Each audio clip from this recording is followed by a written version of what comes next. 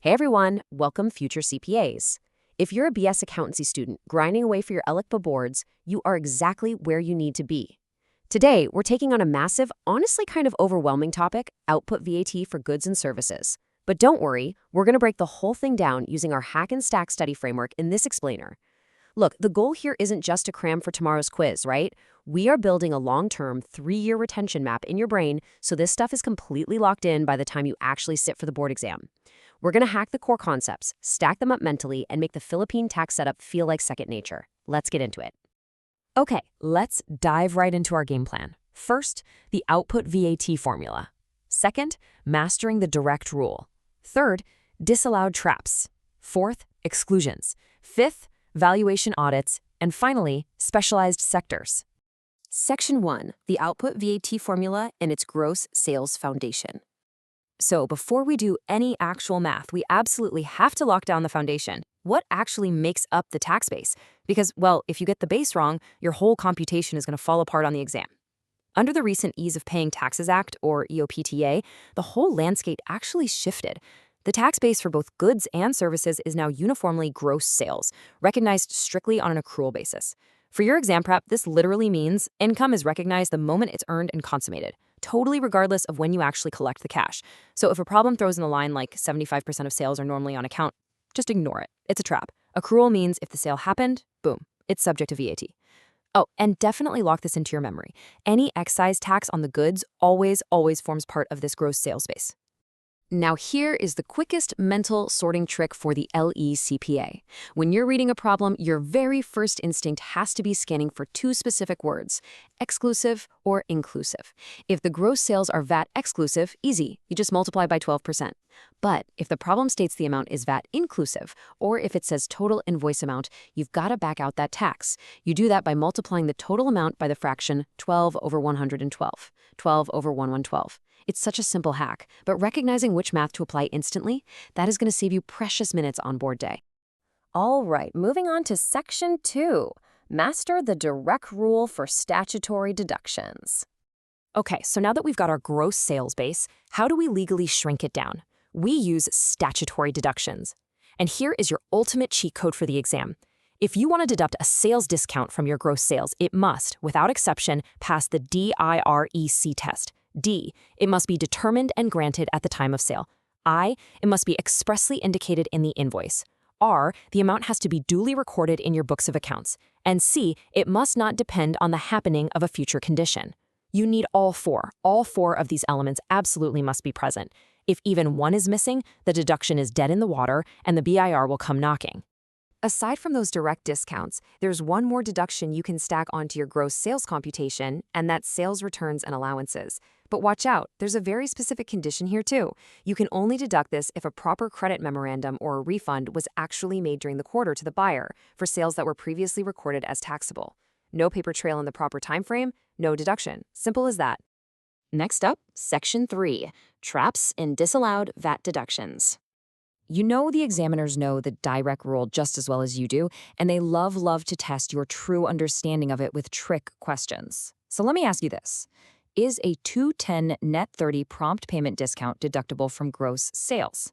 Just as a refresher, a 210 net 30 discount means if the buyer pays within 10 days, they get a 2% discount. Otherwise, the whole thing is due in 30 days. So pause for a second. Force your brain to actively retrieve that C in the direct rule we just talked about. Does this discount qualify to be deducted from your VAT base? The answer is a massive no. Let's enthusiastically bust this myth right here, once and for all. That 2% discount relies entirely on whether or not the buyer pays within those 10 days, right? Paying within 10 days is an uncertain future event. Therefore, it completely fails the C test. It is dependent on a future condition.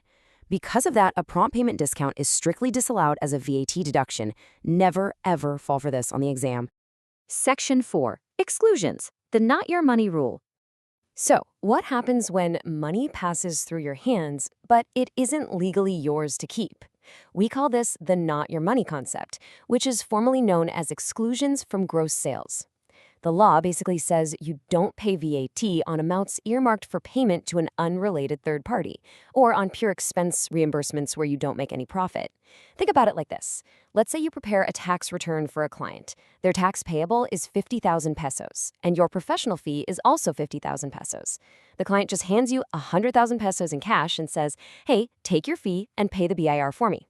Are your gross sales 100,000? No, 50,000 of that is earmarked for the BIR. It's literally not your money. So your gross sales and your VAT base is strictly your 50,000 peso professional fee. Moving right along to Section 5, Valuation Audits and CIR Powers. What happens if a business tries to game the system by artificially deflating their gross sales? Well, the government has built in mechanisms to stop this through valuation audits and the power of the Commissioner of Internal Revenue, or the CIR. The trigger threshold for an audit is this exact percentage, greater than 30%. Anchor this into your mind right now. Just lock it in. If you see an exam question talking about actual market values versus selling prices, your brain needs to immediately flash this number. Here's how the law actually works. If a business sells goods and the gross selling price is deemed unreasonably lower than the actual market value, the BIR steps in. And unreasonably lower is legally defined as being lower by more than 30% of the actual market value.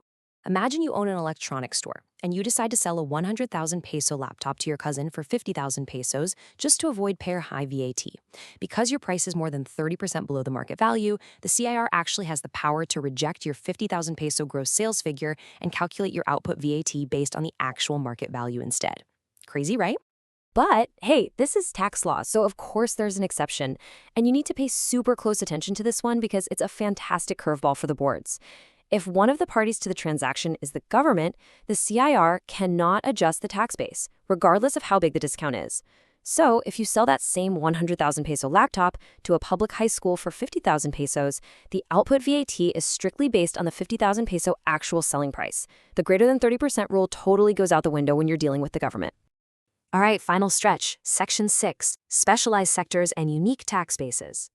The general gross sales rules we've been talking about, they apply to about 90% of businesses. But the tax court has some weird edge cases for specific industries. Let's walk through this real quick. For dealers in securities, they get a pretty unique privilege. Their tax base is their gross selling price less the acquisition cost of the securities sold. Yep, they get to net the cost right off the top. Now, for pre-need companies like the ones selling memorial plans, their tax base is simply the premiums or payments actually received from the plan holders. And for health maintenance organizations, or HMOs, their gross sales base is the enrollment fees plus any other charges received from their members. Speaking of HMOs, there is a massive Supreme Court decision you absolutely need to know for the exam, the Medicard ruling. The Supreme Court decided that an HMO primarily acts as an intermediary. So, if an HMO can prove that a specific portion of the membership fees doesn't actually compensate them, but is actually earmarked to pay the hospitals and doctors, which they call hospital utilization fees, those earmarked amounts are excluded from the HMO's gross sales. See? It perfectly ties right back into our not your money rule from earlier. So we've hacked our way through the foundations, the exclusions, and the specialized sectors. Let's finish up this study session with a high-energy active recall test. I want you to answer this out loud wherever you are right now. Ready? What does the C and DIRAC stand for, and why does it completely destroy the 210 net 30 prompt payment discount? Think carefully about what triggers that discount. If you can confidently explain the answer to yourself right now, you have successfully locked in one of the most highly tested VAT traps for your LACPA boards. If not, go back and review your stack. Keep hacking your studies, and good luck, future CPAs.